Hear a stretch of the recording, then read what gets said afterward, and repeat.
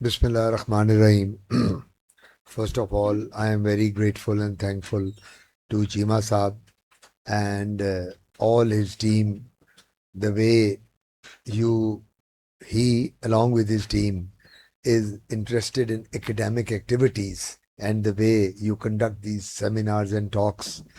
I feel that I have been in teaching for the last 45 years. Chima Saab knows he is much senior to me. His elder brother Arshad Chima and me, we were together in KE. Chima, Arshad was 1 year senior. I graduated in 1980 from King Edward Medical College about 45 years ago. So uh, I thought that only a teacher is a teacher when he teaches in a medical institution. But now I feel Altaf Saab, not being in any medical institution, is still one of the best teachers around. So this is a great achievement. Generally, people have the concept. I'm sorry, I would not be able to talk at the peak of my voice. मुझे flu हुआ है, खांसी नज़ला, और आज सिर्फ चीमा साहब की वजह से इनका इनविटेशन था. नहीं सर, थैंक यू कि नहीं, आप बड़े भाई भी हैं और हमारे आपके साथ बहुत पुराना तल्लक है. मेरे वालिद साहब, my father was professor Ghulam Shabbir, founder of dermatology in Pakistan. Daddy ने शुरू की और चीमा साहब भी मतलब स्टूडेंट होंगे डैडी के. जी, तो तब डैडी ने शुरू की. तो आज तबीयत ऐसी थी लेकिन मैंने कहा जाना ज़रूर है. तो अल्टीमेटली जो चीमा साहब कर रहे हैं काम और जो ये आपको टीचिंग दे रहे हैं, मेरा ख्याल ये है कि you are very lucky to have people like him, ये और कुछ लोग और जो एकेडमिक्स में इंटरेस्टेड हैं. लोगों का ख्याल होता है कि फैमिली फिजिशियन जो है या जनरल फिजिशियन जो है, एक दफ़ा पढ़ लेता है, वो क्लिनिक में बैठा रहता है सुबह से शाम तक, उसने मरीज देखने हैं, पैसे कमाने हैं. लेकिन जो चीमा साहब हैं, इन्होंने और इनकी टीम ने और बाकी जो एकेडमिशियंस हैं सारे फैमिली फिजिशियन में, उन्होंने आप लोगों में मैंने देखा है कि एक इम्पिटस और एक ऐसा लावा उगाल दिया पढ़ाई का कि आप लोग ऐसे ऐसे सवाल पूछते हैं कि बंदा दंग रह जाता है. बंदा कहता है कि यार फैमिली फिजिशियन वाले भी आपसे बड़े वो क्वेश्चन पूछ रहे हैं जो लेटेस्ट एंड अपडेटेड है. तो पहले तो मैं आपको कॉन्ग्रेचुलेट करूंगा जो आपकी सर्विसेज हैं, और आप सब लोगों को, आप माशाल्लाह मुझसे सीनियर भी हैं, मेरे कॉलीग भी हैं और मुझसे जूनियर भी हैं. तो यहाँ मैं बड़ा खुश होता हूँ जब मैं कभी आप लोगों को एड्रेस करता हूँ आकर. और खुशी इसलिए भी होती है कि माशाल्लाह आप एक इंटरेक्टिव सेशन के लिए मौजूद होते हैं और आप बड़े रिसेप्टिव होते हैं.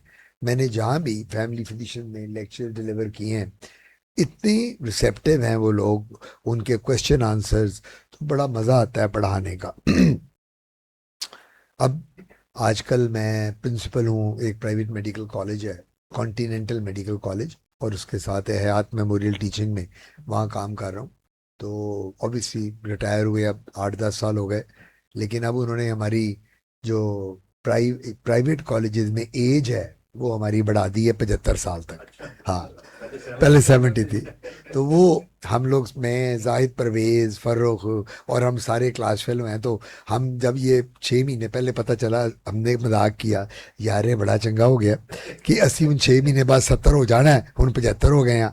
तो जाहिद परवेज का तो आप जानते हो, वो मेरा क्लास फेलो है. तो जाहिद मुझे, मैं यूनिवर्सिटी ऑफ लाहौर में रहा 8 साल, तो वहाँ तो जाहिद कहता है वो दुआ कर जो तुम 75 के नेड़े जाइए तो 80 हो जाए. ਅਸੀਂ ਪਿੱਛਾ ਨਾ ਛੱਡੀਏ ਮੈਡੀਕਲ ਕਾਲਜਾਂ ਦਾ, ਹੈ ਦੂਜੇ ਨੂੰ ਕਿਸੇ ਨੂੰ ਆਣ ਨਾ ਦਈਏ, ਅਸੀਂ ਬਾਬੇ ਬੁੱਢੇ ਉੱਥੇ ਹੀ ਇੱਥੇ ही मर जाइए, रह जाइए, ਇੱਥੇ ही दफन हो जाइए. मजाक का हमारा चलता रहा. तो ये अब उन्होंने जब से एज को बढ़ा दिया है, तो ये भी, बल्कि कल मैं वो ऐड देख रहा था कि जो कैंसर केयर हॉस्पिटल है नवाज शरीफ साहब का, उसमें 70 ईयर्स तक एज कर दी है जिन लोगों को लेना है. और उसमें मोस्ट प्रोबेबली महमूद एयाज, मेरा स्टूडेंट है महमूद, जो वीसी है केई का, वो एक दिन बता रहा था कि महमूद एयाज अब रिटायर हो जाएंगे अगले साल जुलाई में ना, तो he will be the dean and main person there, CEO of that hospital. तो वहाँ वो 70 साल तक एम्प्लॉयज़ अब रखेंगे. उन्होंने कहा जी कि वहाँ वो एडवर्टाइज करेंगे तो एज लिमिट 60 नहीं होगी बल्कि 70 होगी. ये एक मैं जनरल बात कर रहा था. आज जब when I was asked to come and talk on this topic of seborrheic dermatitis, तो ये कितना कॉमन सब्जेक्ट है, इतना इम्पोर्टेंट सब्जेक्ट है कि आप सब लोग माशाल्लाह इतने एक्सपीरियंस्ड हैं, सब लोगों ने अपनी प्रैक्टिस में देखा होगा कि सेबोरिक डर्मेटाइटिस या सेबोरिया जिसे कहते हैं, one of the commonest skin problems है जो बंदा देखता है। इससे मैं बड़ी आपको एक इंटरेस्टिंग बात बताता चलूं कि मैं केई में था, वहाँ एज एचओडी था, प्रो वाइस चांसलर था, रजिस्ट्रार कई करा। फैसल मसूद साहब को अल्लाह बख्शे, आप जानते होंगे, फौत हो गए, अल्लाह उनकी मगफरत करे। One of the finest teachers, one of the finest physicians जो मैंने क्लिनिशियन जो देखा, मैं वो वाइस चांसलर थे, मैं प्रो वाइस चांसलर। तो मैं उनके साथ काम कर रहा था, तो उनके ऑफिस में हमारे एक बहुत सीनियर प्रोफेसर, में नाम नहीं लेता, वो आए तो कहते हैं, यार आतिफ मेरी सिकरी नहीं जानती, तू की डॉक्टर बन गया है, शबीर साहब का बेटा, ते सिकरी ना जाए, तेरा फायदा की होया, इस जिस तरह बड़े सीनियर हमारे। मैं कहा सर एग्जामिन ते एग्जामिन की करेगा तू, वही तू भी कहेगा डैंड्रफ है। मैंने एग्जामिन किया तो वो सोराइसिस निकली। अच्छा, अब वो मैंने उनको कहा, मैं कहा सर आप मेरे उस्ताद मोहतरम हैं। तो फैसल मसूद साहब भी बैठे हुए थे साथ। मैंने कहा जी, आपका जिसने भी डायग्नोज किया था सिबोरिया या डैंड्रफ, ये वो नहीं है, ये तो सोराइसिस है। मुझे कहते हूं तू मैनू किसी और पासे लाता है, पहले सिबोरिया मैनू 20 साल, तू सोराइसिस कह रही है। जी बाकी उनकी नेल इन्वॉल्व थी, उन्होंने नेल्स को कभी लिफ्ट ही नहीं कराई, उनकी स्किन ठीक थी, तो जो सोराइसिस की नेल चेंजेस थी वो आई हुई थी, वो उसको फंगस समझते रहे। अब फंगस, एक्जिमा और सोराइसिस की नेल चेंजेस तकरीबन शुरू में एक जैसी होती हैं, वो मिमिक करती हैं। तो मुझे कहते हैं, मैं कहा सर नाखून दिखाओ, वो नाखून विच की है, मैनू फंगस हुई हुई है। मैं कहा सर दिखाओ तो सही ना, तुसी माशाल्लाह मेरे टीचर हो, मैं ਇਹਦਾ भी मैं कहा सर सोराइसिस है, ये भी सोराइसिस है, ये भी सोराइसिस। मैं कहा जी सर। तो बात कहने की ये है कि जब तक आपका डायग्नोसिस सही नहीं होगा, ट्रीटमेंट कभी सही नहीं होगी, बात ही खत्म हो गई। आप सारे माशाल्लाह सीनियर कॉलीग्स हैं, अब आपके पास अगर एक स्कीबीज का मरीज आ जाए और आप उस पर स्टीरॉयड लगाने शुरू करते हैं हम लोग, तो फिर क्या आप एक्सपेक्ट करते हैं? फंगस का मरीज आ जाए, ग्रॉइन में फंगस है, खारिज कर दोगे, ओ मैं मर गया जी, मैं तो रात को नहीं सौ सकता, तो आप कहें ओ नहीं नहीं बेटनोवेट डर्मोवेट ला ला है, तो मरीज की फंगस तो गई ना। मैं फंगस तो वो इतनी फ्लेयर अप। सो हमेशा मैंने जो अपने वालिद से सीखा वो ये सीखा, एक ही बात, कि पहली बात तो ये है कि डायग्नोसिस करो, ये बिहाइंड द बुश वाली बात ना करो, बीटिंग बिहाइंड द बुश कि नहीं जी मैं बहुत बड़ा डर्मेटोलॉजिस्ट हूँ तो मुझे सा। तो डैडी क्या करते थे, बेटा डायग्नोस, अगर तुम्हारा डायग्नोसिस सही है तो मरीज यूं ठीक होगा दिनों में, क्योंकि तुम्हारी ट्रीटमेंट ठीक होगी। तो अगर डायग्नोसिस ही नहीं है, सही है, और तुम खाली डिफरेंशियल की बेस पे ट्रीटमेंट कर रहे हो, तो कभी भी मरीज ठीक नहीं होगा। सो सेबोरिया एक ऐसी बीमारी है, सेबरिक डर्मेटाइटिस जिसे कहते हैं, कि ये बीमारी जब आती है तो ये लोग इसको शुरू में सेबोरिया ही समझते हैं कि ये डैंड्रफ है, लेकिन फिर जब हमारे पास मरीज आता है, हम जब एग्जामिन करते हैं, उन स्केल्स को देखते हैं, तो पता क्या चलता है कि ये सोराइसिस है। और सोराइसिस की, जिसने चीमा साहब ने कहा, बाकी स्किन मैनिफेस्टेशन हम देखते हैं, नील्स देखते हैं, एल्बोज देखते हैं, नी जॉइंट्स देखते हैं, सारे उसमें भी। लेकिन कई दफ़ा psoriasis remains only limited to the scalp for the rest of the life, कभी कोई बॉडी पे और लेयर नजर नहीं आता।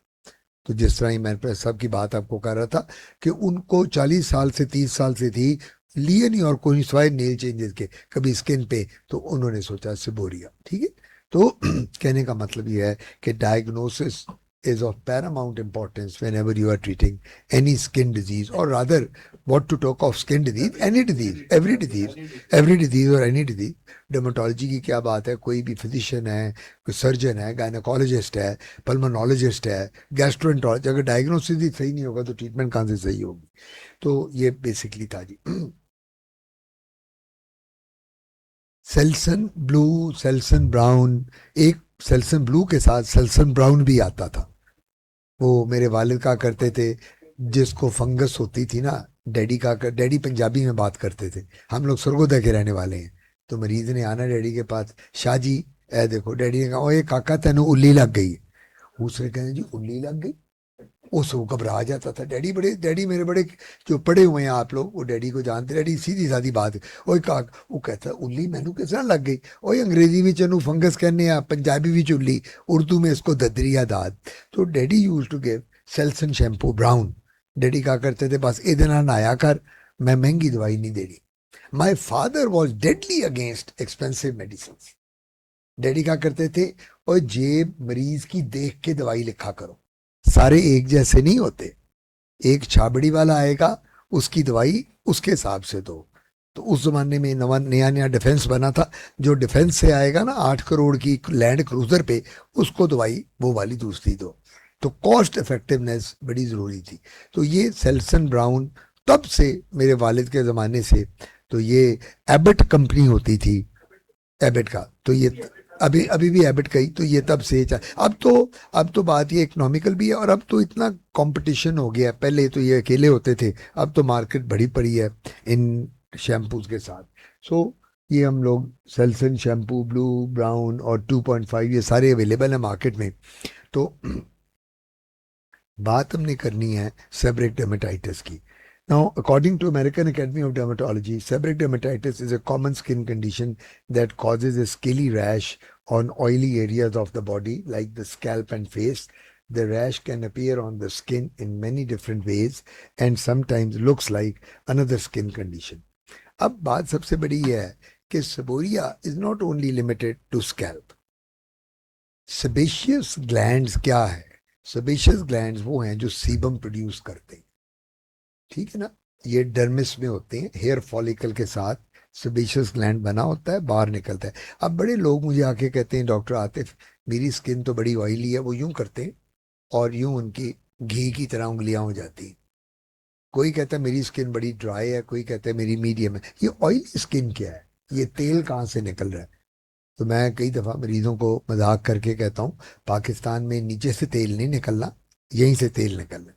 हम लोग तेल ढूंढते ढूंढते खत्म हो जाएंगे, वो तेल नहीं निकलेगा जो अरबों के पास है। हमारा तेल यहाँ से निकलता है, ये हमारा तेल है। सो सेबेशियस ग्लैंड एक्टिविटी जिन लोगों में ज्यादा होगी, सीबम प्रोडक्शन ज्यादा होगी। अब अगला सवाल है, ओ भाई सीबम प्रोडक्शन अगर सेबेशियस ग्लैंड एक्टिविटी है, तो सर में डैंड्रफ क्यों है, चेहरे पे क्यों नहीं?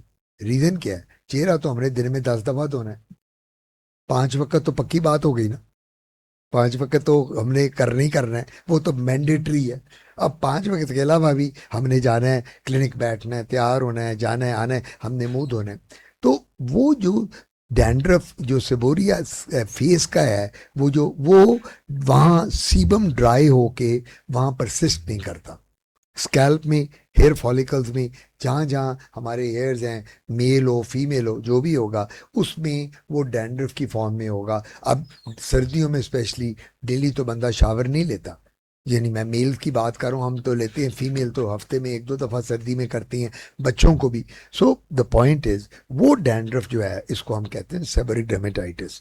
और ये जो डैंड्रफ होती है, इसमें फंगल एलिमेंट बहुत ज़्यादा देखा जाता है, क्योंकि फंगस टीनिया कैपिटस के साथ, जब टीनिया कैपिटस आती है तो वो भी, टीनिया कैपिटस भी कभी मैं आपको फंगस पे लेक्चर दूंगा तो आप देखेंगे कि वो भी 2-3 किस्म की, इन्फ्लेमेटरी, नॉन इन्फ्लेमेटरी। इन्फ्लेमेटरी में कीरियन बन जाता है, नॉन इन्फ्लेमेटरी जो होती है वो ब्लैक डॉट होती है, ग्रे पैच होती है। तो ये different types of fungal infection है। लेकिन जो ये सबोरिया है, जिस तरह हमने स्लाइड में मेंशन किया हुआ है कि लोग कहते हैं कि जी मेरी तो स्किन, अच्छा अब सर्दियाँ आ गई, अब सर्दियों में लोगों की सबसे बड़ी, आपके पास जो आएंगे, क्या कंप्लेंट होगी स्किन में?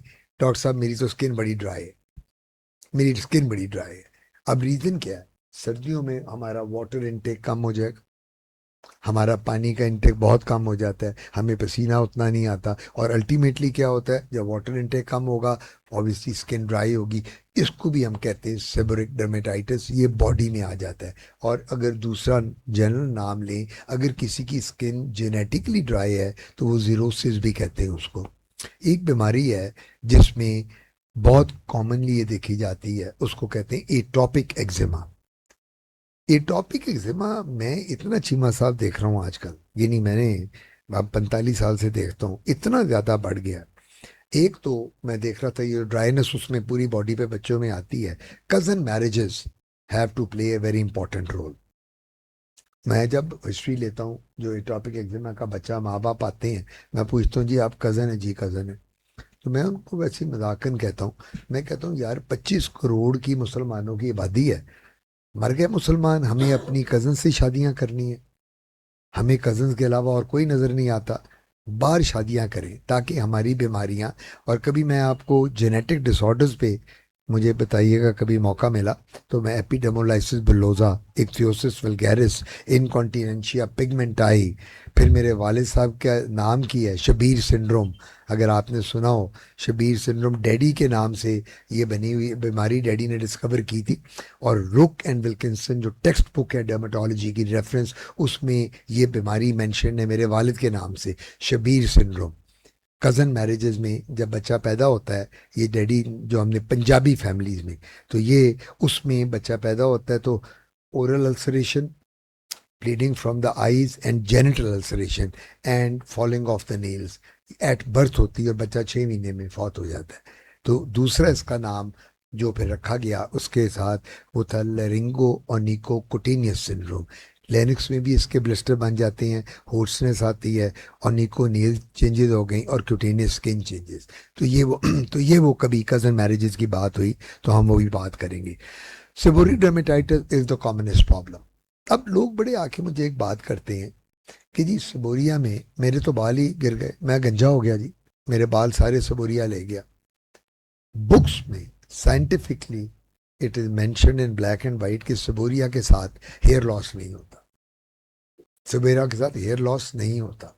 सेबोरिक डर्मेटाइटिस जो होती है वो हेयर लॉस नहीं करती टिल द टाइम आपको साथ सेकेंडरी फंगल इन्फेक्शन ना हो।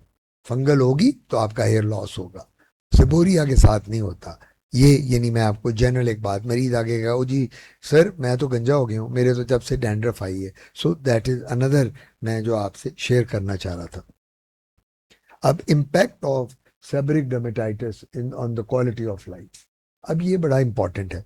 अब इसमें इम्पैक्ट में जो आप ये देख रहे हैं कि परसिस्टेंट डिस्कम्फर्ट है, इचिंग है, फ्लेकिंग है एंड इरिटेशन है, फिर इमोशनल सोशल इम्पैक्ट है, embarrassment, social anxiety and self esteem, और quality of life, disrupted sleep and difficulty in focusing.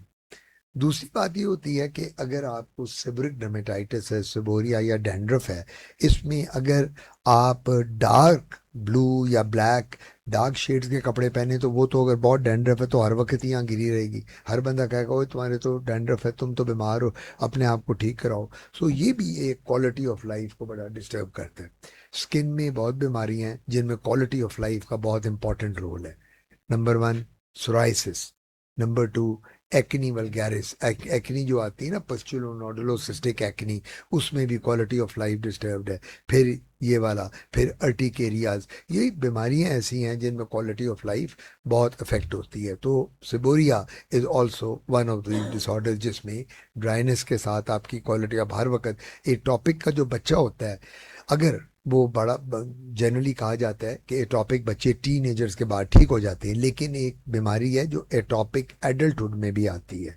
बच्चा बच्चा था, बड़ा होता गया, 18 20 22 50 साल की उम्र तक एटॉपिक एक्जिमा चलता है।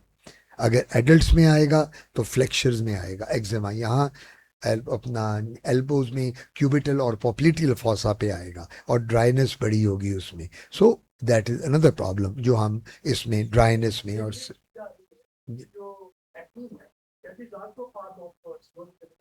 एक्ने, जहाँ भी सिबोरिया और जहाँ सेबेशियस ग्लैंड एक्टिविटी देखें, एक्नी का एक्नी में फिर इंशाल्लाह लेक्चर दूंगा।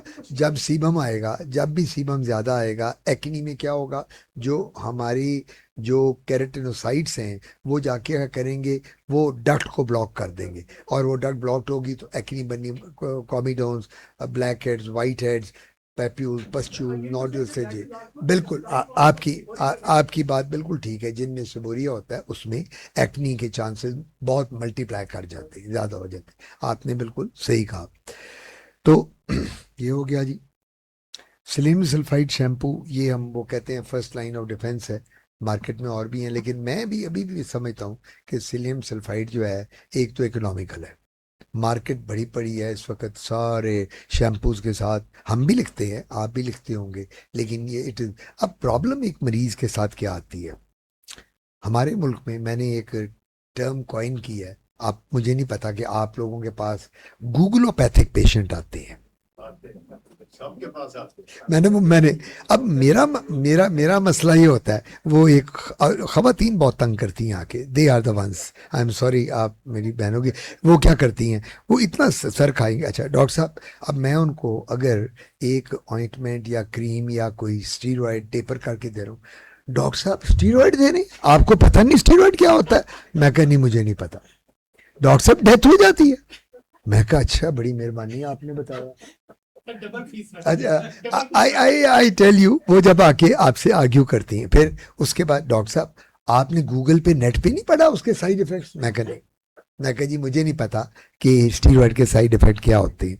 सो द प्रॉब्लम इज कि अब जब हम ये शैम्पू या कोई भी दवाई लिखते हैं, तो ये जो बीमारी है ये हम सबको लग गई है, और इस बीमारी से छुटकारा नहीं निकल सकता। इस बीमारी की वजह से हम बीमार ज्यादा रहने लग गए हैं। अब होता क्या है, आज चीमा साहब एक नुस्खा लिखेंगे ना, तो मरीज घर जाके उस पर एकदम नहीं अमल करेगा, पहले पहले चीमा साहब को इससे कंपेयर करेगा कि doctor Google and doctor Cheema में फर्क कितना है, और उसके बाद फिर वो चीमा साहब को कॉल करेगा, चीमा साहब आपने ये मुझे जो एंटीबायोटिक दी थी, इसकी तो 100 साइड इफेक्ट है, इसके साथ तो ये होता है वो होता है। द पॉइंट इज, जूं जूं साइंस तरक्की कर रही है और जूं जूं ये बीमारियां लगी हुई हैं सबको, हम लोगों के लिए एक मसले बनते चले जा रहे हैं। आपको काउंसलिंग करनी पड़ती है, आपको बताना पड़ता है बार बार कि जी ये शैम्पू अगर मैं दे रहा हूँ इसके ये हैं, तो वो यानी उन्होंने आपसे सवाल पूछने, और कई दफ़ा मरीज मेरे पास आता है, मैं आपको ये भी बताऊं, डॉक्टर साहब आपने मुझे दवाई नहीं कोई खाने को देनी। अच्छा, अब एक्जिमा का मरीज है, वीपिंग हो रही है, तो मैंने कहा ना डॉक्टर, मैं दवाई नहीं, मैं अलाउड ही नहीं हूँ दवाई, मेरा तो मैदा बिल्कुल खत्म हो गया, मेरा तो मैदा काम ही नहीं कर रहा। मैंने कहा जी, तो मैं गले में तावीज़ डालता हूँ, ना मैं दाता साहब हूँ। मैं कहा आप दाता साहब चले जाएं, वहां जाके दुआ मांगे, अल्लाह आपको शफा दे देगा। मैं इस तरह ही कहता हूँ, या मैं गले में तावीज़ डालने वाला पीर फकीर नहीं हूँ, गले में तावीज़ भी लोग डालते हैं हम, ठीक। मैंने कहा जी, you come and dictate me what prescription I should write. मुझे ये गोली ना दे, मुझे ये लोशन ना दे, मेरा पेट खराब है, मेरा मैदा खराब है, मेरे तो सांस चढ़ जाता है। सो द पॉइंट इज कि हमें पेशेंट की साइकी के साथ चलना है। पेशेंट्स अब वो पेशेंट नहीं रहे, पेशेंट अब वो ज़माने की नहीं रहे 30-40 साल पुराने। अब तो जो पेशेंट्स हैं वो आपसे आके गारंटीज भी मांगते हैं, यदि गारंटी है कि जी मैं ठीक हो जाऊंगा, उनको बताते हैं गारंटी तो उसके पास है। मैं उनको ये की बात करता हूँ जो गारंटी मांगता है, मैं कहा तुम्हें अपनी जिंदगी की गारंटी है? मैं कहा मुझे बता दो जिंदगी की गारंटी, अभी धागा खींचा तो पहुंच गए ऊपर। मैं कहा इसलिए don't talk of guarantee, only lies there. तो मैंने कहा आप जो बीमारी की बात करते हैं, हम अपने तजर्बे से आपको ट्रीट करते हैं और अल्लाह ताला उसमें फ़र्क डाल देता है। अगर कई दफ़ा चेंज करनी पड़े दवाई हम चेंज कर देते, लेकिन गारंटी जो है वो नहीं आप हमसे मांगे। अब इसमें जिस तरह आपने देखा है, is listed as the top treatment choice for seborrheic silicon sulphide shampoo, is the first line defence against dandruff, scalp dermatitis, fungal skin infection. जिस तरह मैंने आपको बताया था कि फंगस में इसका बहुत बड़ा रोल है। अप्रूव्ड है, आपको पता है 51 से, 51 का मतलब आप देख लें, आप 50 साल 40 साल हो गए इसको। Fast acting and highly effective active ingredient used in anti dandruff shampoos, unmatched when it comes to helping eliminate severe dandruff and seborrheic dermatitis. 90% participant agreed that there was a reduction in dandruff। ये जो इनका सर्वे किया था, तो 2.5 efficacy एंट्रीब्यूट 2.5% selenium sulphide shampoo in the treatment of dandruff. और ये 2.5% जो सिलियम सल्फाइड है, ये फंगस के लिए भी बहुत यूज़ किया जाता है, टीन या वर्सी कलर के लिए। मैं चीमा साहब से बाकियों से भी बार बात कर रहा था कि my father used to prescribe this for tinea वर्सी कलर, जो बॉडी पे फंगल इन्फेक्शन गर्मियों में ज़्यादा होती है, आप जानते हैं कि पसीने के साथ वो आ जाती है, उसमें हम ये बहुत तब देते थे। अब जिंक पेरियोस्कॉन, ये मार्केट में कुनाज शैम्पू इज अवेलेबल, आपने अब लिखते जी कीटोकोनाजोल, जी कीटो, ये नहीं, ये जिंक पायरी नहीं, नहीं जो जिंक पायरिथोनान जो है ना जी, जिंक पायरिथोनान जो है, ये कुनाज और वो वाला कीटोकोनाजोल जो है ना, इसमें इन्होंने अब ऐड कर दिया है, इन्होंने ये किया है। नहीं, स्टाइप्रॉक्स से भी आता है, लेकिन इसमें उसमें टार भी है। हाँ जी, उसमें टार भी है, अब इन्होंने ये ऐड किया। तो ये हमारे पास जब आते हैं तो हमें कहते हैं जी कि सिलेनियम में तो कुछ भी नहीं है, आप ये ट्राई करके देखें। हम तो एक ही टिकट में दो मजे आपको दे रहे हैं कि जी वो आपका फंगस भी गई तो वो भी गई। तो अब इन्होंने, कंपनी वाले भी तो गेम करते रहते हैं ना, गेमबाजी इधर की उधर की उधर की, ताकि हमारी प्रोडक्ट बिके। तो ये वो कहता है मोर इट इज, जो सेलिनियम सल्फाइड आप देख लें, more powerful and active ingredient, reduces fungus and excess oil, slows down skin turnover. और वो सिर्फ एंटी फंगल और एंटी बैक्टीरियल है जो जिंक पैरिथ्रोन है, उसका डैंड्रफ पे इतना रोल नहीं है, उसका सिर्फ फंगस पे है।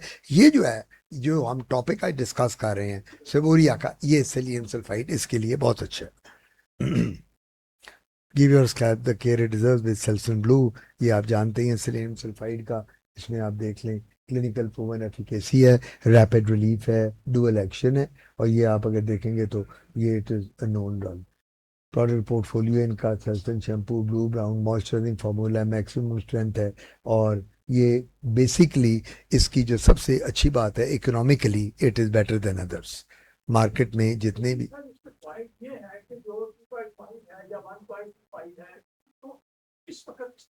जो 1.25 है जनरली बच्चों के लिए दिया जाता है, जो छोटे बच्चे हैं, जो यंगस्टर्स आते हैं, जिनकी पैदाइशी तौर पे सेबोरिक डर्मेटाइटिस होता है या सीबो एटोपिक होते हैं। एक बच्चा पैदा होता है जिस दिन, उसको क्रेडल कैप बनी होती है। वो जो क्रेडल कैप है अल्टीमेटली वो शो करती है ये इसने इनहेरिट किया है फ्रॉम मदर और फादर, वो जीन में आया उसको जेनेटिकली। अब इसमें चांसेस, तो ये 1.5 उसके लिए है, 2.5 एडल्ट्स के लिए है।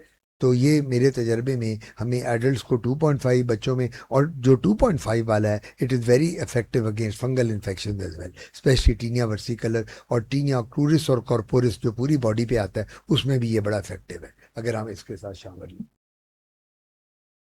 ये तो बेसिकली था उसके बारे, अपना सेबोरिक डर्मेटाइटिस। अभी कोई क्वेश्चन अगर हो सेबोरिया के बारे तो मैं आपका।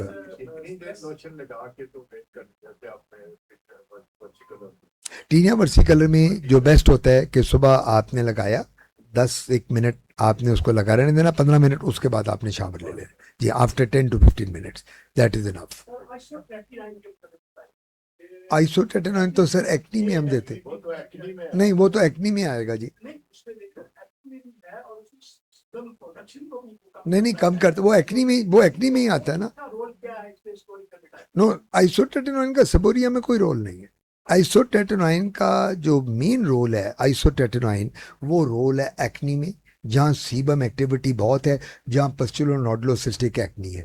अगर आप सेबोरिया में आइसोटेटेनॉइन देंगे सिबोरिक में, तो वो ऑलरेडी और ड्राइनेस कॉज करेगा, और जब ड्राइनेस होगी तो मरीज कहेगा जी डॉक्टर साहब मैं तो आपके पास आया ड्राइनेस को रिमूव करने था, तुसी ते मेरे नाल है की कीता, बिल्कुल ड्राई हो गया। तो वो आइसोटेटेनॉइन का उसमें कोई रोल नहीं। और आइसोटेटेनॉइन आप जानते हैं ट्रेटोजेनिक है, वो जी मैं जी जी, वो प्रेगनेंसी, और प्रेगनेंसी के अलावा जब बच्ची की शादी होती है, नहीं नहीं तो उसमें भी हम आते पहले पूछते हैं, एक्नी के आते हैं ना, तो मैं लड़की से पहले बेटा मैरिड हो जी, कितनी देर हुई, महीना हुआ, बस ठीक है, नहीं देनी। एक लड़की आती है सर मेरी 3 माह बाद शादी है, तो अगर 6 माह वाली आएगी तो मैं दे दूंगा, 6 माह पहले उसको महीने के लिए, 3 माह वाली को नहीं देनी।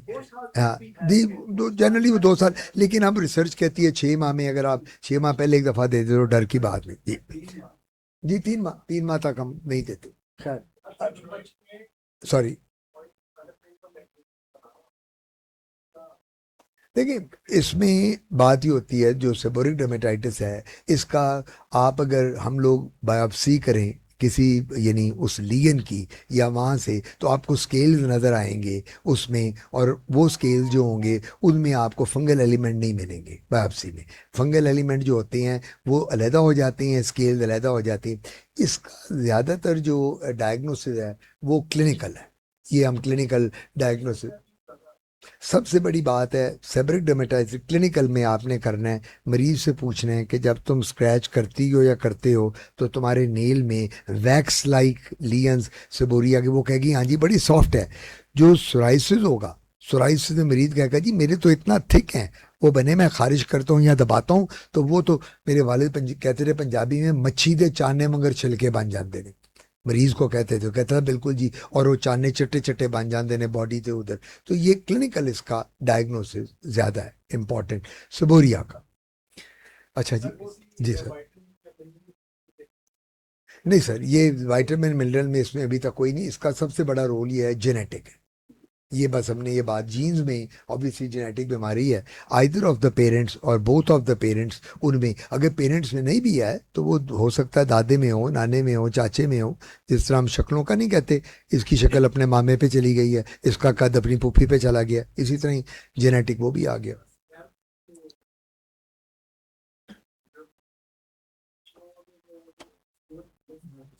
सबोरिक ब्लफ बिल्कुल होता है, आपका बड़ा अच्छा क्वेश्चन। सबोरिक ब्लेफाइट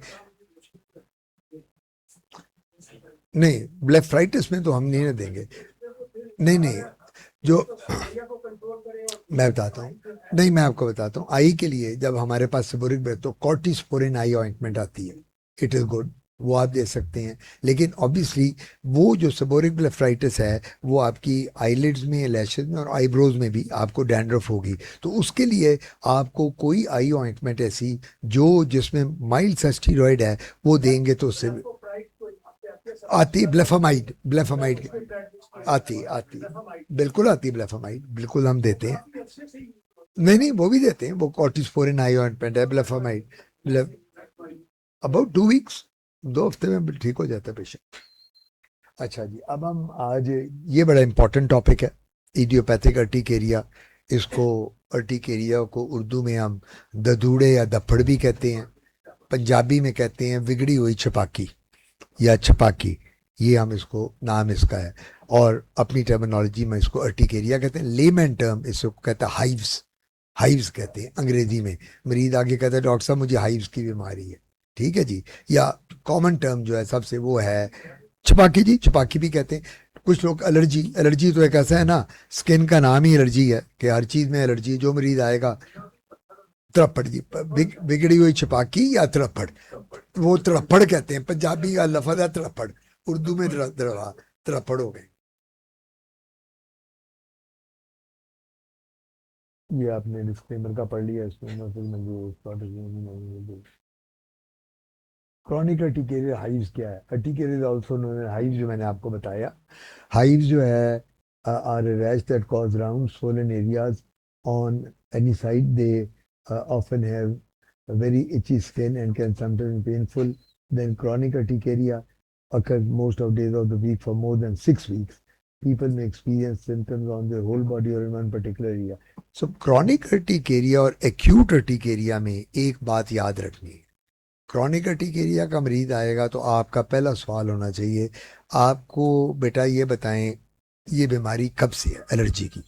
अगर वो कहता है 6 हफ्ते, 8 हफ्ते, 10 हफ्ते, 2 महीने, इसका मतलब है वो क्रॉनिक। एक आके आपको कहता है डॉक्टर साहब 1 हफ्ता हुआ है या 4 दिन हुए हैं, इसका मतलब है वो एक्यूट अर्टिकेरिया। अब क्रॉनिक के जो कॉजेज हैं, क्रॉनिक की पैथोजेनेसिस एंटायरली डिफरेंट है, एक्यूट की एंटायरली डिफरेंट है। सो हिस्ट्री, डर्मेटोलॉजी में हिस्ट्री जो है इज़ वेरी इंपॉर्टेंट। आप जब हिस्ट्री उससे लेंगे, जब वो आपको बताएगा कि मेरे दाने कब से निकल रहे हैं, मुझे खारिज कब से है, मुझे कब इचिंग और प्रोवाइटिस कब से है, 6 महीने, 1 महीना, 8 महीने, 2 साल, 10 साल, आपका क्लिनिकल डायग्नोसिस एग्जाम में बन जाता है। तो इस वजह से ड्यूरेशन स्किन डिजीज की बड़ी इंपॉर्टेंट है जब भी आपने कोई ट्रीटमेंट उसमें करना है। क्लासिफिकेशन ऑफ क्रॉनिक अर्टिकेरिया, ये आप देख लें, 2 types of chronic urticaria. Chronic spontaneous CSU कहते हैं, नॉट सिंपल टाइप के नहीं करते, केसेस और अब इडियोपैथिक अर्टिकेरिया जो हैं ये 50%, 50 ऑफ अर्टिकेरियाज रिमेन अनडायग्नोस्ड। आप सारी लैब इन्वेस्टिगेशन करा लें, उसके आप 2 लाख रुपए के टेस्ट करा लें, सारे नॉर्मल आएंगे, सारी लैब्स नॉर्मल होंगी, अर्टिकेरिया फिर भी होगा। बिल्कुल जी हाँ, एग्जैक्टली। हिस्ट्री से मैंने आपको बताया ना, हिस्ट्री तो सबसे इंपॉर्टेंट है सर, हिस्ट्री के बगैर तो बात ही। लेकिन कई मरीज आते हैं डॉक्टर साहब मैंने सारे टेस्ट कराए हैं नॉर्मल, मुझे तो कुछ भी तो वो इडियोपैथिक की कैटेगरी में फॉल करते हैं। सो इडियोपैथिक अर्टिकेरिया जो है 50% आजकल इस वक्त डायग्नोस्ड है। जो मार्क आ रहे हैं लोग हमारे पास, उनको समझ ही नहीं। एक मैंने अर्टिकेरिया देखा है जो बड़ा कॉमन है, that is known as psychogenic urticaria. इस वक्त जब स्ट्रेस और एंजाइटी में हमारे कॉर्टिसोल लेवल बढ़ता है, एपिनेफ्रीन बढ़ती है, दैट आल्सो कॉजेज अर्टिकेरिया। नहीं, कॉर्टिसोल जो लेवल बढ़ता है ना, ऑलरेडी जो बॉडी में हमारे एंटी इन्फ्लेमेटरी एजेंट्स जो ये मास्ट सेल रिलीज कर रही है ना, साइटोकाइन, हिस्टामिन, वो इसको एग्रीवेट करता है, वो ये करता है, वो उधर एंटी इन्फ्लेमेटरी काम नहीं करेगा। नहीं नहीं नहीं नहीं नहीं नहीं, एंड कॉर्टिस मैं आपको बता रहा हूँ उससे, नहीं नहीं नहीं, मीडिएटर, मैं मीडिएटर, हाँ ये नहीं नहीं, ये मैं आपको नहीं, ये तो बढ़ाता है जो कॉर्टिसोल होता है ना, वो तो एक साइकोजेनिक अर्टिकेरिया में आता है ना, वो जब बंदे का स्ट्रेस लेवल बढ़ेगा, कॉर्टिसोल बढ़ेगा, एपिनेफ्रीन बढ़ती है उसके साथ। लेकिन जो मास्ट सेल्स रेगुलेटर्स हैं, ये जितने भी हैं, ये इसको अल्टीमेटली क्रॉनिक अर्टिकेरिया को रिलीज करेंगे, ये आएगा। अच्छा, अब वो साइकोजेनिक वाली बात हमसे मरीज मानते ही नहीं। मरीज को मैं कहता हूँ बीबी आपको स्ट्रेस, ओ जी टेंशन टूशन कुछ नहीं होता, मैं 5 वक्त नमाजा पढ़ दियाँ ठीक हो जाती। टेंशन, मुझे मेरा मरीज कहता है टेंशन क्यों नहीं आजकल, जिस मरीज से पूछो, मैं पूछता हूँ बेटा आपको स्ट्रेस है, किसको, आपको नहीं है डॉक्टर साहब स्ट्रेस कोई, आप मुझे कह रहे हैं स्ट्रेस है डॉक्टर साहब। वो मरीज आके मुझसे सवाल करता है, इस जमाने में किसको स्ट्रेस नहीं है? कभी कहता है जी क्या इनको स्ट्रेस नहीं है जो ये लीडर मुल्क चलाते हैं, क्या ये नहीं? So the point is people start arguing with you. लेकिन anxiety and psychogenic urticaria is a known entity, ये बिल्कुल एक है एंटिटी। अच्छा, अब इसमें आपने देख लिया 2 टाइप्स मैंने बताया, क्रॉनिक इंड्यूसिबल, और इसमें जो सबसे बड़ी बात है, आपने इडियोपैथिक अर्टिकेरियाज को टॉप ऑफ द लिस्ट में रखना। Symptoms of chronic urticaria, red raised bumps और circular weals on the people with white skin, ये वो कहते हैं त्रपड़, जो कहते हैं ना त्रपड़ पड़ जाते हैं। एक जब आप नॉर्मली अगर इसको स्क्रैच करें यहाँ से तो डर्मोग्राफिज्म आ जाता है, वो जो लाइनें बन जाती हैं उसको हम ट्रिपल डर्मोग्राफिज्म या ट्रिपल रिस्पॉन्स ऑफ लुइस कहते हैं। तो वो जी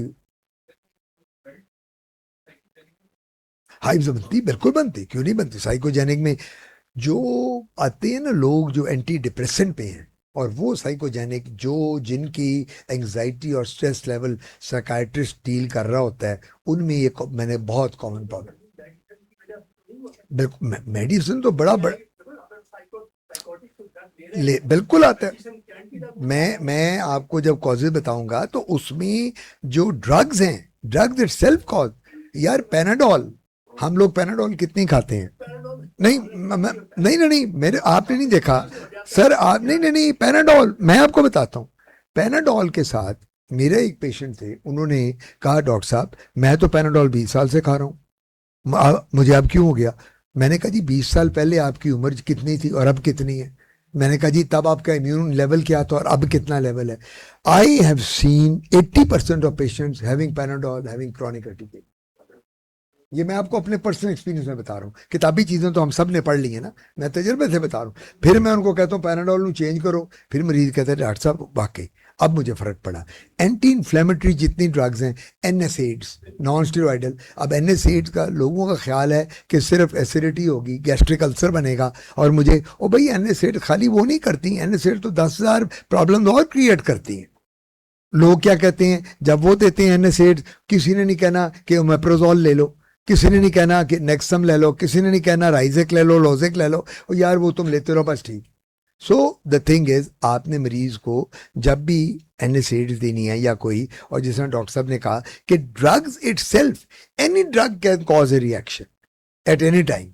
अब हम तो इतने ये erythema multiforme, Steven Johnson syndrome, toxic drug reaction, एक किसी भी दवाई, और बड़े लोग कहते हैं यार मुझे तो फलानी एंटी ऑगमेंटिन से मुझे तो कभी कुछ नहीं होता, इसको क्यों हो गया?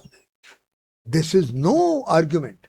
Any antibiotic taken by any person can be effective in that person and it can cause reactions to that person. बंदे से बंदा, मैंने उनको बताया आपके आने से पहले, मैं आप चीमा साहब आपके आने से पहले मैं सर को ये बता रहा था कि पैनाडोल, जी आप बिजी हो गए थे, तो पैनाडोल से, तो अब देखें ना हम कितनी पैनाडोल यूज करते हैं, हर बंदा, मैं खुद भी, सर में दर्द है, बुखार है, 2 पैनाडोल खा ले जाए यार ठीक हो जाएगा। सो मेरा मतलब drugs themselves they are a cause of urticaria. So real bumps बन गए, सर्कुलर वेल्स होंगे, people with skin of colour that इधर आप देख लें इसमें सराउंडिंग द स्किन बन जाती है, जो मैंने आपको ट्रिपल रिस्पॉन्स ऑफ लुइस का है वो डर्मोग्राफिज्म बन जाता है। स्किन ऑफन फील इची, टेंडर और समटाइम पेनफुल टू टच, ये भी हो जाता है। ग्लोबल प्रेवलेंस, जियोग्राफिकल प्रेवलेंस, उसमें आप देख लें chronic urticaria seems to be more prevalent in Asia than in Europe and northern America. फिर जेंडर बाय इसमें आज यूरोप एंड नॉर्दर्न अमेरिका में more affected by chronic than men, female उधर ज़्यादा है। एंड अपना क्या कहते हैं बेस प्रेवलेंस कितनी है इसमें, ये देख लें कि इसमें आप एक बात मैं बताता चलूं कि जब भी आपके पास अर्टिकेरिया का, दूरे द्रप्पड़ का, क्रॉनिक अर्टिकेरिया का पेशेंट आए तो आपने दो चीजों पे फोकस करना है उसके रीजन के लिए कि क्यों। Number 1 drugs, number 2 diet. ये दो मेन चीजें, बाकी 1000 चीजें और होंगी, वो तो इन्यूमरेबल है। मैंने इस बीमारी का नाम ये रखा हुआ है, ये मैंने कॉइन की थी, मैं प्राग गया था, डस्टबिन डिजीज।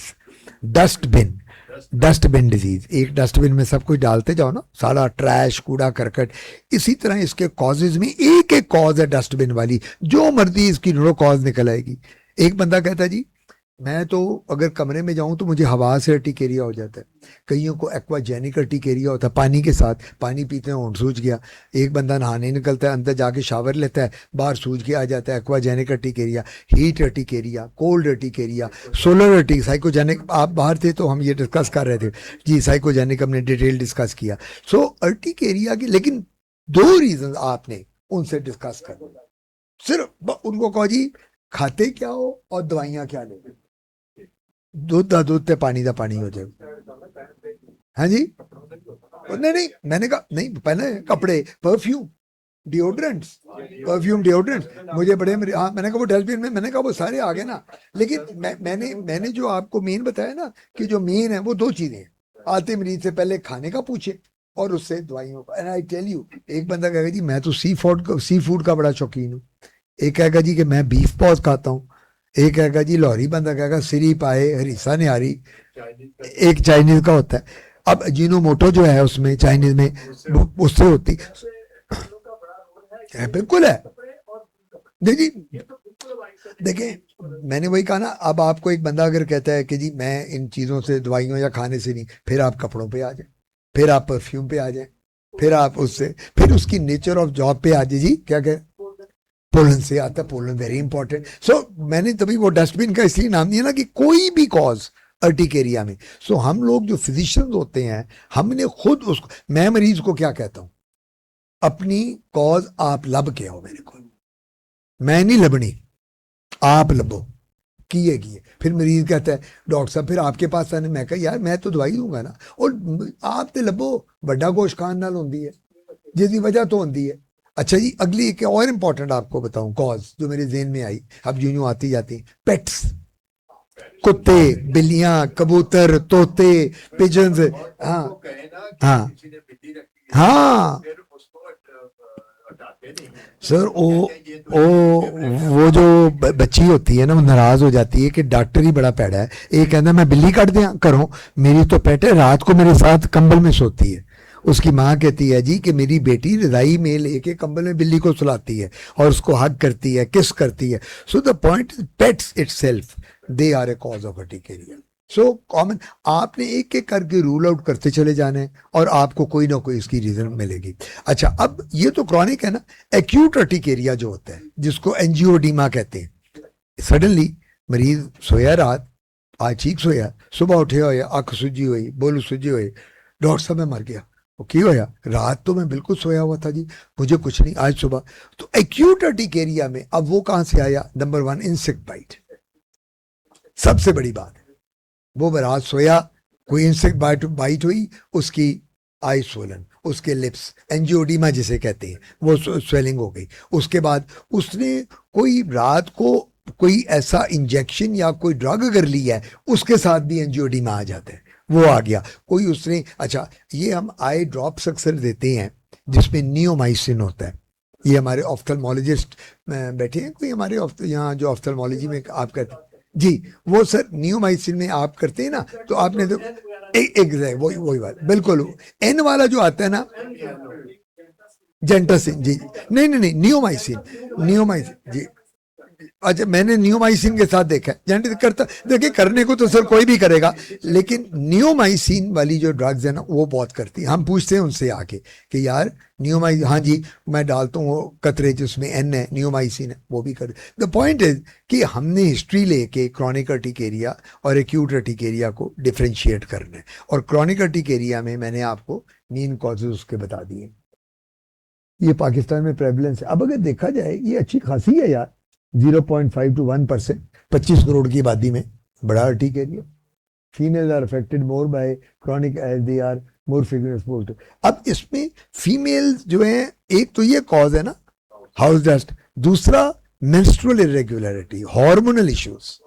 हमारी जब फीमेल आती हैं तो पहला, अब तजर्बे के साथ अब तो इतनी उम्र हो गुजर गई, मेरा पहला क्वेश्चन ही होता है जो मैरिड औरतें हैं उनसे कि बेटा बच्चे कितने हैं, सिजेरियन सेक्शन के हुए, नॉर्मल हुए, मिस कैरेजेस कितनी हुई, डीएनसी कितनी हुई, दवाइयाँ तुम क्या खा रही हो गायनी के लिए, हार्मोन्स के लिए, मेंस्ट्रुअल मेनोरेजिया है, डिसमेनोरिया है, एमेनोरिया है, एंडोमेट्रियोसिस है, लुकोरिया है, डिस्चार्ज या पॉलिसिस्टिक ओवरीज हैं, फाइब्रॉइड्स हैं यूट्रस में। Every cause could be A cause of urticaria. This is very important.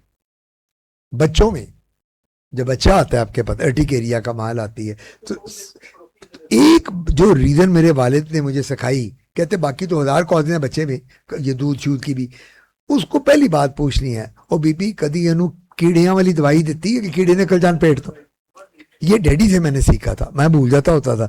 Daddy ने कहना बच्चा छोटा है ना बेटा, ਉਹਦੀ ਮਾਂ ਕਵੇ ਕਿ ਇਹਦੀ ਤੇ ਧਰਫੜ ਨਹੀਂ ਜਾਂਦੇ ਡਾਕਟਰ ਸਾਹਿਬ, तो ਇੱਕੋ ਹੀ ਗੱਲ ਕਰ, ਉਹ ਇਹਨੂੰ ਬੀਬੀ कदी कीड़ियां ਦੀ दवाई ਡੀਵਰਮ ਕੀਤਾ है कि नहीं कीता, यानी ये वो तो उसको। अच्छा मैं एक और बात करता हूँ, हम बच्चों को, मैं तो एडल्ट्स को भी डीवर्म, मैं खुद भी अपने आप को करता हूँ हर 6 महीने बाद, रिकमेंडेशन दिया।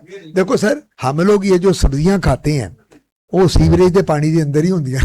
अल्लाह ना करे असी जो खाने आ, चाहे जिन्ना मर्जी गोभी नू धो लाओ, जिन्ने मर्जी सलाद के पत्ते धो लाओ, हम बीमार क्यों होते हैं जब अक्सर डायरिया होता है, या तो इन्हीं सब्जियों के सैलेड की वजह से क्या क्या बीमारियां। तो मैं, हमें सबको चाहिए, जितने आप लोग और हम लोग बैठे हैं, कि हमें 6 महीने बाद अपने आप को डीवर्म कर लें, लेकिन बच्चे को डीवर्म करना बहुत जरूरी है। अगर उसके पीडियाट्रिशियन ने नहीं किया तो आप उसकी माँ को कहो बेटा ये एक दफ़ा इसको शरबत पिला दो, वर्मॉक्स है, कैटेक्स है, जेंटल है, इबेंटोजॉल, बहुत मार्केट भरी पड़ी है, आप जानते हैं, वो उसको दें। एडल्ट भी करे। दूसरी बात एडल्ट में बड़ी ज़रूरी क्या, पाकिस्तान में जो मैंने देखी, कॉन्स्टिपेशन। मरीज आता है, वो डॉक्टर साहब मैनू तो कब्ज हैगी है, मेरी तो कब्ज ही नहीं जा रही, मैं तो मर गया, मैं कीता है, मैं वो कीता है। तो ऑब्वियसली मैं तो उनको कहता हूँ भाई इस गोल का छिलका लो सुबह, यही भाई बिल्कुल ठीक है सर। वो आपकी बात को आगे बढ़ाते हुए, इसी तरह एक मरीज मेरे पास अंदरूनी शहर का आया, मोटा बारह था, अर्टिकेरिया था। मैंने उसको आप वाली बात जब मैंने पूछा, मैं कहा कि यार पता नहीं क्या नाम, उसने कोई मियाँ साहब की, मैं कहा मियाँ साहब एक गल दसो, तुसी ये खाने का तो दसिया सारा माशाल्लाह तुहाडी सेहत तो, ते फल शल कितना लैंदे हो, लो टाइम ही नहीं मिलता फल का। भाई आई स्वेयर उसने मुझे कहा डॉक्टर साहब की बच्चों वाली गल्लां करते हो, टाइम ही नहीं मिलता, वो बंदा इन्ना खा लैंदा यार, ते फल फुल कितने टाइम मिलता सलाद का, असी तो माशाल्लाह खाबे खाने। हाँ सो जिस तरह सर कह रहे हैं, वहाँ तो उन्होंने टाइम ही नहीं है फल का, फ्रूट का, जूसेस का। हम उनको जब कहते हैं ना फ्रूट और जूसेस, वो हमारा मजाक उड़ाते हैं कि पागल है क्या डॉक्टर यार इन्हें। हाँ वो गोश्त, वो कहते हैं जी गोश्त ना नहीं रोकना, तुसी असी जैसा मर्जी गोश्त खाइए, और मैं कह दूं कि बड़ा गोश्त, वो कहते हैं जी बड़ा छोटा गोश्त नहीं रोकना। So that is another cause जो मैंने आपको बताई है। सो कॉन्स्टिपेशन का आपका पूछना बहुत ज़रूरी है, और कॉन्स्टिपेशन का करके फिर आप उसको जो भी है लेग्जेटिव दें, जो भी आप उसको करें वो बड़ा ज़रूरी, ये भी अर्टिकेरिया के मरीजों में।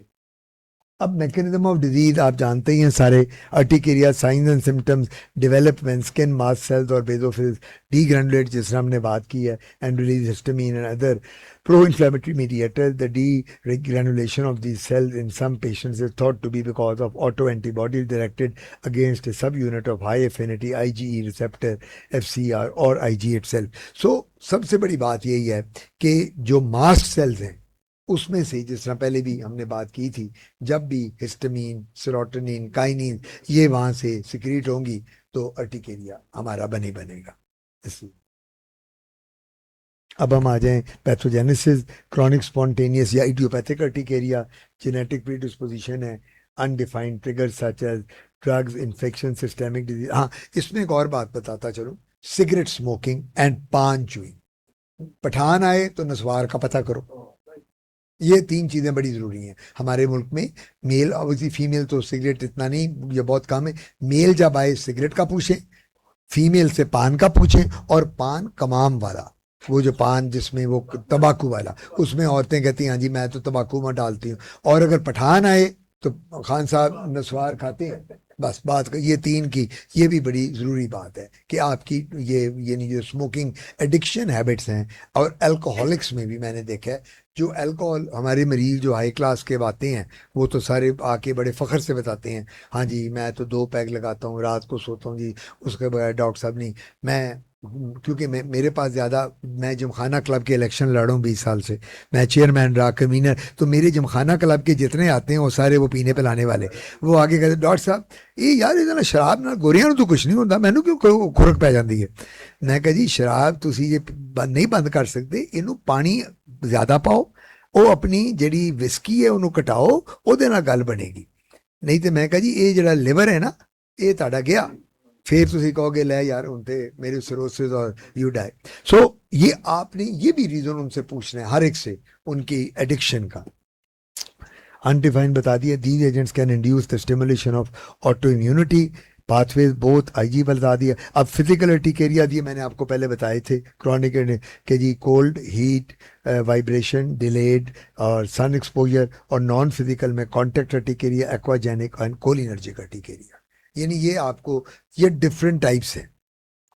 एक अर्टिकेरिया और भी है, जब मियाँ बीवी को देखता है तो उसको तरफड़ निकल आते हैं।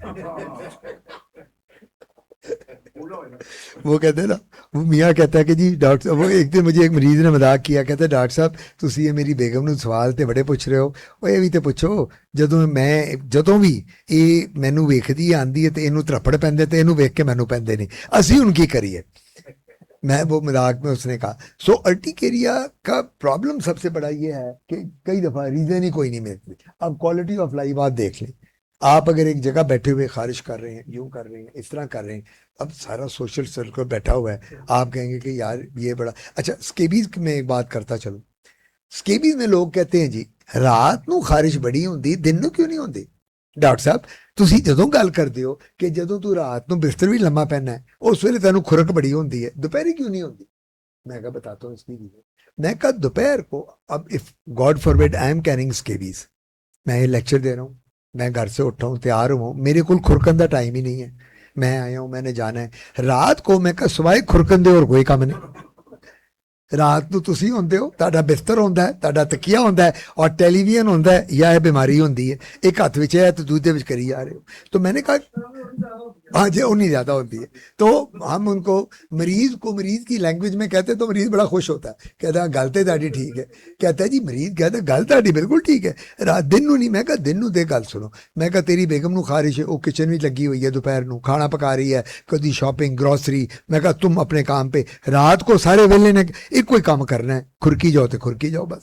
हाँ और रात ਨੂੰ तदी मैं कहा कि यार ये जड़ी स्केबीज है ये इस वास्ते ही रात ਨੂੰ ज्यादा होती है। खैर वो स्केबीज की ऐसी मैंने बात की, सोशल आइसोलेशन हो गई इसकी। हाँ ये वो तजर्बे से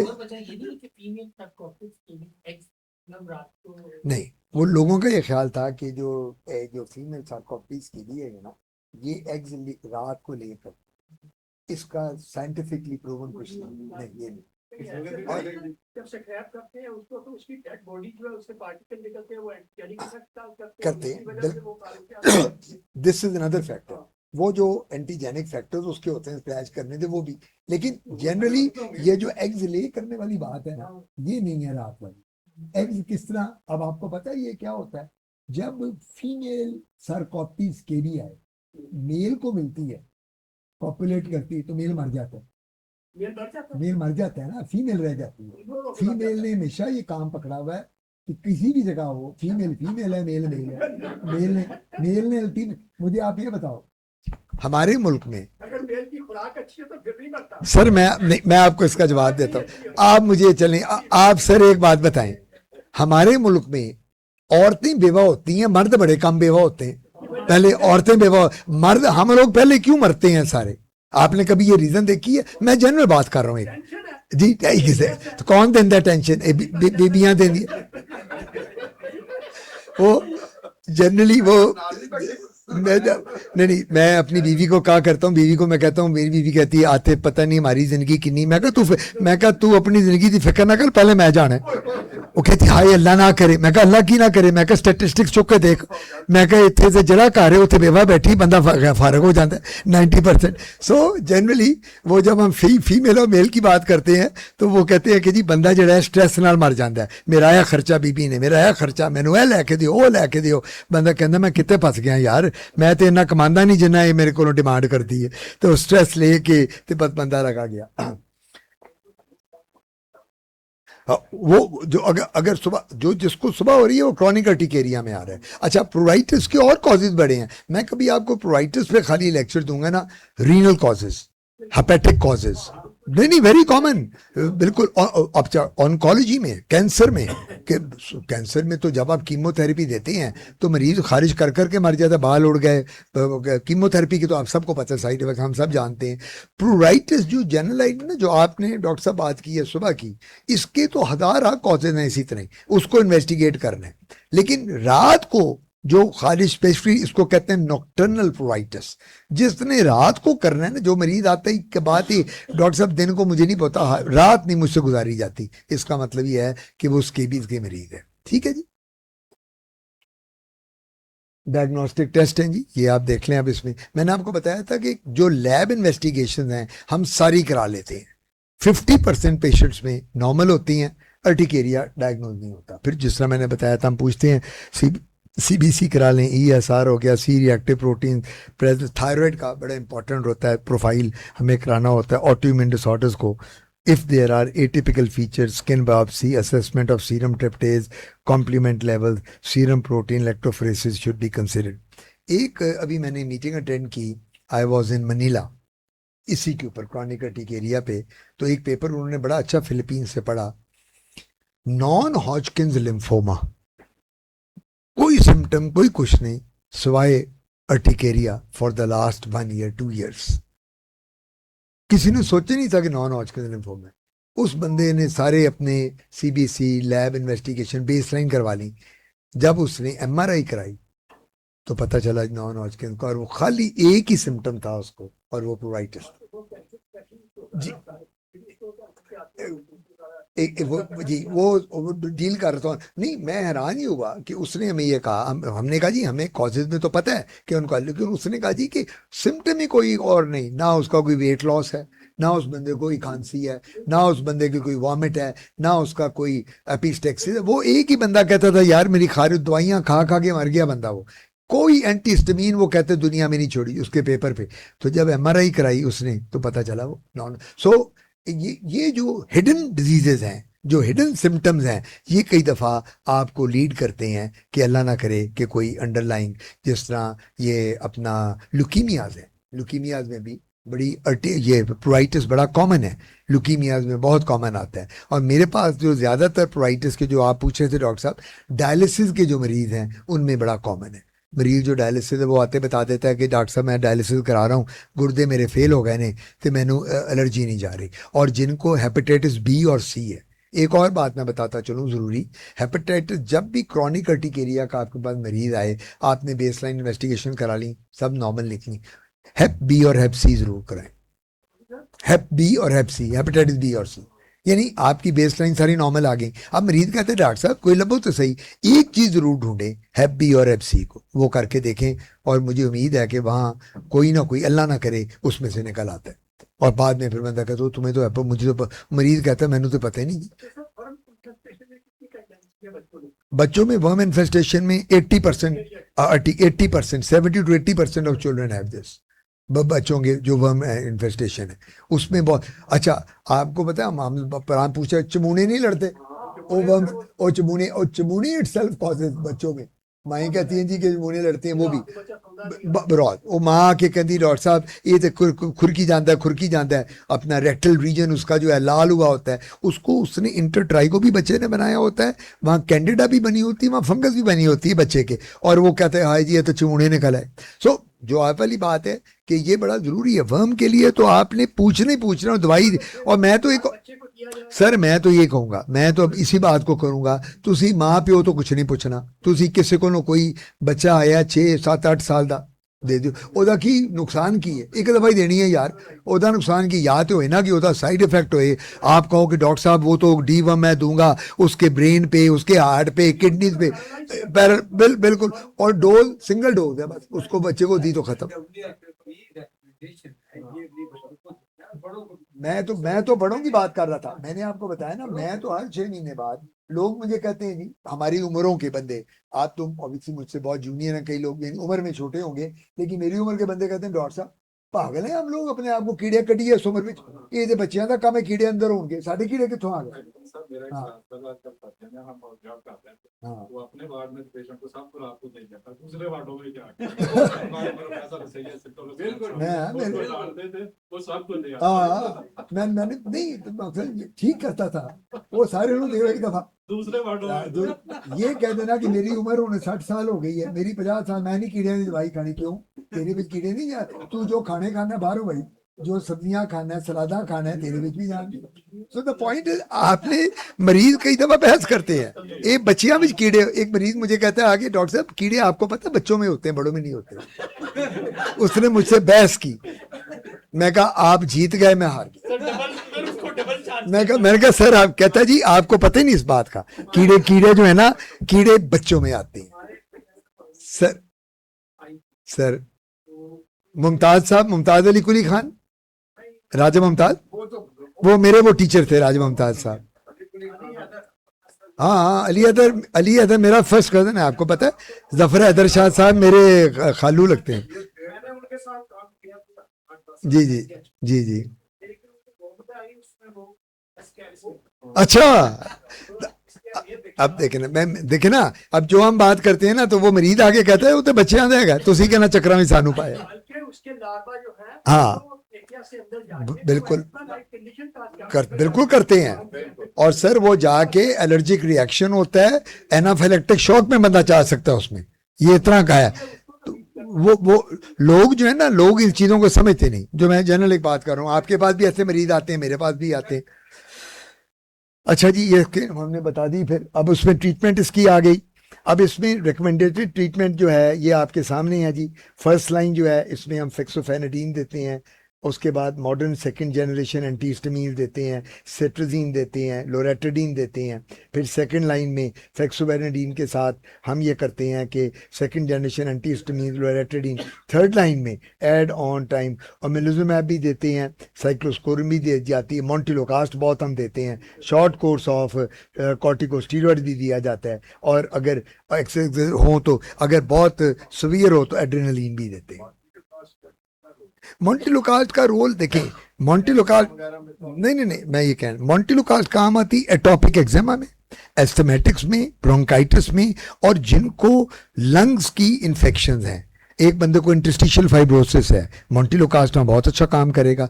एटॉपिक एक्जिमा में बड़ा अच्छा काम करता है मोंटिलोकास्ट, ये तो मैंने देखा है जी, उसका एंटी जी हाँ काम करता है। तो उसका देखिए एक बात याद रखें, ड्रग जब हम देते हैं ना तो एक पटपुरी होती है, कॉम्बिनेशन ऑफ ड्रग्स। आजकल अब पाकिस्तान में ट्रेवोकॉट, लॉटरीकॉट, डेक्टाकॉट, अब उसमें जी देखिए आपने सर आपने शुरू H1 से करना है, पहले इकट्ठा नहीं देना।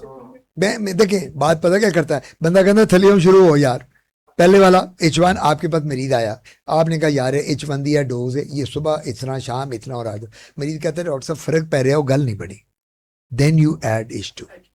उसके बाद हाँ मरीज बिल्कुल, मरीज आके आपको फिर कहता है डॉक्टर साहब मैं ले रहे हैं 60-70% ठीक हुए हैं, then you go for corticosteroids short course, फिर बस स्टीरॉइड। और अगर एक को एनाफिलेक्टिक शॉक में जा रहा है, एंजियोडीमा हो गया है, लारिंजियल एडीमा है, एड्रेनलिन भी देनी है। एड्रेनलिन, वो भी देनी है. सो द पॉइंट इज, एक अच्छा क्लिनिशियन फिजिशियन वो है जो उसकी नौइयत को समझ के ड्रग बीमारी की शुरू करे. और डैडी कहा करते थे ला बख्शे, ओए आंदे नाल ही कलेशनकॉफ नहीं चलानी, पहले एयर गन चलाओ.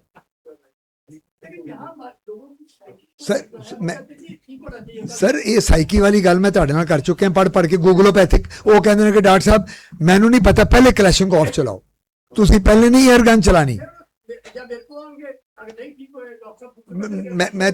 मैं देखो नहीं, हम तो एक एथिकल प्रैक्टिस की बात कर रहे हैं ना सर, हम तो एक एथिकल. अब मकसद मेरे वालिद क्या नहीं, आपकी बात से मैं 100% नहीं 1000% एग्री करता हूँ. कौम कितने समझती है. अब मेरे वालिद का करते थे, एक चिड़ी बैठी है दरख्त ते, ओनू जे एयर गन नाल मार दे तो बेहतर है कि कलैशनकॉफ चलाएगा उस चिड़ी ते. नहीं, ये मेरे वालिद से मैंने टोट के, जो शबीर साहब मुझे कहा करते थे, कहते बेटा सिख मेरे को गला, डैडी ये किताबों में नहीं मिलती बातें, ये सिर्फ आपको तजर्बे से मिलती. तो डैडी ने कहा ना जेडी चिड़ी नू मारना है वो एयर गन नाल मार, कलैशनकॉफ नाल मारन दी की लोड़ है. सो हाँ एग्जैक्टली, बात तो ये. सो इस वजह से जो आप बात कर रहे हैं, आपकी बात बिल्कुल ठीक है, लोग तो कोई मानने को तैयार नहीं. अब मुझे आप बताएं, मार्केट में ट्रेवोकॉट, डेक्टाकॉट, लॉटरीकॉट, लूना कितनी अवेलेबल है स्टीरॉयड एंटी फंगल. अब हमारी जो पीएडी की कॉन्फ्रेंस अभी हुई है और जो हो रही है, उसमें जितना हम डिस्करेज कर रहे हैं स्टीरॉयड्स वाली ये क्रीमों को थोड़ी देर के लिए, रीजन क्या उसका, जब ये स्टीरॉयड वाली क्रीमें 6-6 महीने 8-8 महीने लगाई जाती हैं, फंगल चली जाती है, स्टीरॉयड लगा लगा के एट्रोफी आ जाती है. एक टीनिया को कहते हैं फंगस बनती, फिर मैं कभी पढ़ाऊंगा बताऊंगा, टीनिया इनकॉग्निटो. इनकॉग्निटो का क्या मतलब है, आपने फंगस ठीक कर दी, उसके बाद वो कुड़ी बीबी लाई जा रही है ट्रेवोकॉट, हाइड्रोजोल लाई जा रही है. स्टीरॉयड ने क्या किया, उसको वहां जनाब एट्रोफी कर दी, वहां जाके एरिथीमा बना दिया और वो इतना बड़ा पैच बन गया. सो द पॉइंट इज कि हम लोगों ने देखना है कि अब ये मेडिकेशन जो है, इसको हमने शुरू कहाँ से करना और लेके कहाँ जाना है. आप वाली बातों से मैं 100% एग्री करता हूँ. मरीज तो कहेगा जी मुझे पहले कलैशनकॉफ दो, मुझे एयर गन नहीं चाहिए, मुझे वो दो, मैं आज ही रात ठीक हो जाऊँ. लेकिन बिल्कुल हमारी ना ना ना ना बाहर तो सर वो सू कर देगा जाके सर.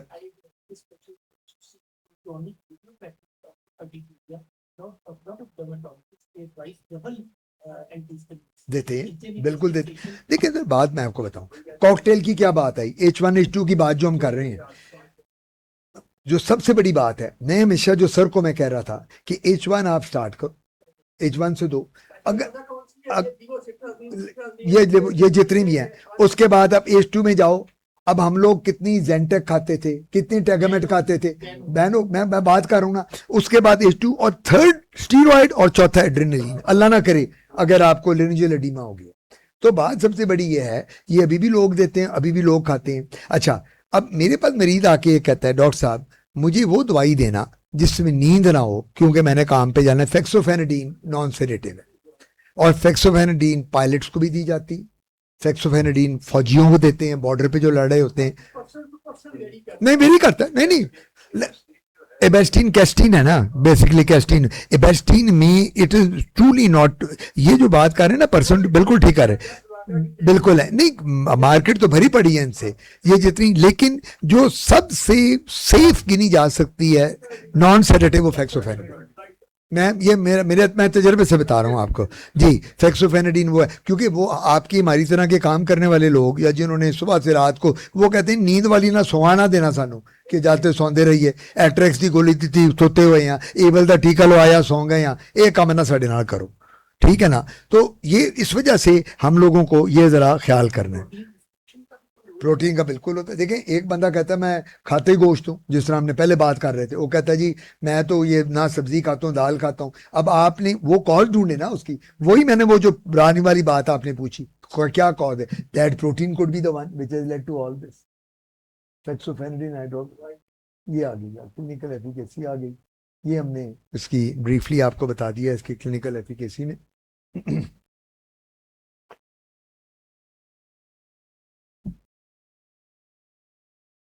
ये एक वो ग्राफिक रिप्रेजेंटेशन है उसकी.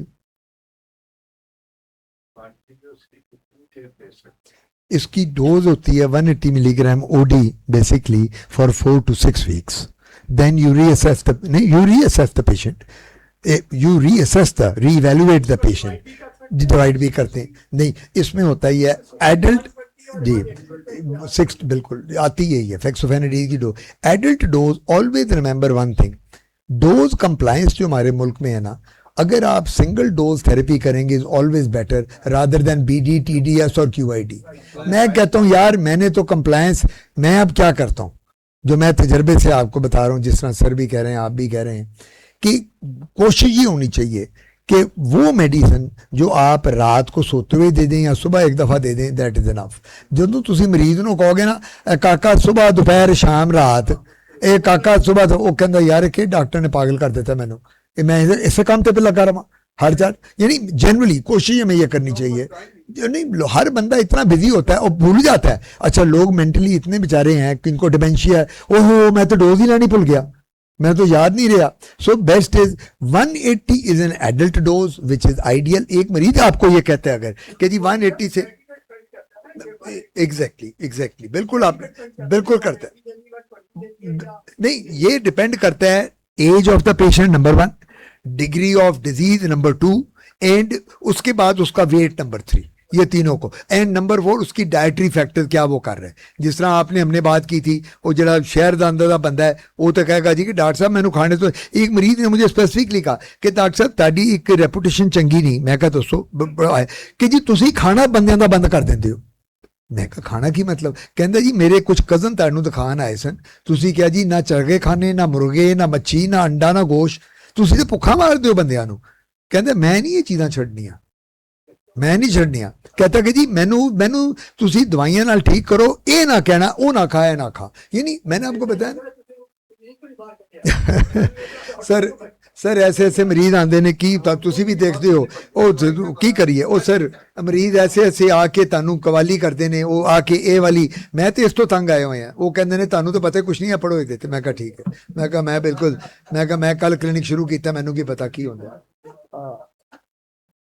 एफिकेसी वही फेक्सोफेनाडिन की versus desloratadine suppressing histamine induced wheal and flare, ये वाली वही चल रही। Fexofenadine obviously has a much higher spectrum of अपना इम्प्रूवमेंट इन पेशेंट्स, कि वो ग्राफिक आ गया।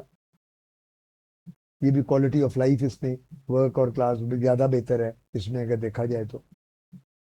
ये अगेन वो कंपैरिजन उन्होंने डिफरेंट उससे किया हुआ है। और ये क्रॉनिक इडियोपैथिक अर्टिकेरियाज की हम बात कर रहे हैं जो जिसमें पता नहीं चलता जी के क्या है। ये वो आपने जिस तरह बताया 60, 120 एंड 180 वाली डोज आ गई। And thank you.